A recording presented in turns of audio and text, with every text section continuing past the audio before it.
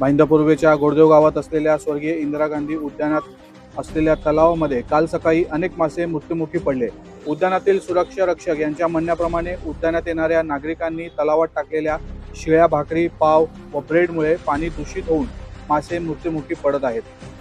मात्र लवकरच महानगरपालिकेच्या वतीने उपाययोजना न केल्यास या तलावातील असलेले मासे मृत्युमुखी पडण्याची शक्यता वर्तवण्यात येत आहे।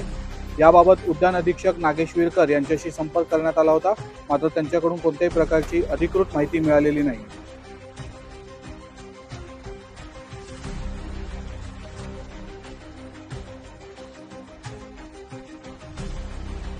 रविवारी मदर अर्थ डे निमित्ताने ओशन ओ फाउंडेशनने भाईंदरच्या उत्तनच्या समुद्र किनाऱ्यावर स्वच्छता अभियान राबवला।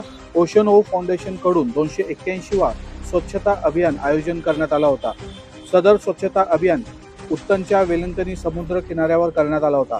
या स्वच्छता अभियानादरम्यान 500 किलो कचरा गोळा करण्यात आला होता। या कचऱ्यामध्ये प्लास्टिक, मासेमारीचे जाळे आणि इतर जैव विघटन न होणारा कचरा आढळून आला। या स्वच्छता मोहिमेमध्ये ठाकूर रामनारायण महाविद्यालय, ML धानुकर महाविद्यालय आणि आरोग्य वैभव फाउंडेशनच्या सदस्यांचा समावेश होता। ओशन ओ फाउंडेशनने मीरा भाईंदर व मुंबईचे समुद्र किनारे स्वच्छ करण्याची मोहीम हाती घेतली आहे।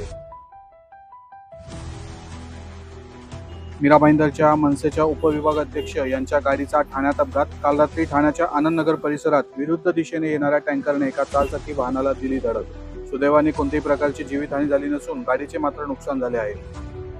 टँकर चालक मद्यधुंद अवस्थेत असल्याचा अंदाज प्रत्यक्षदर्शी यांनी वर्तवला आहे।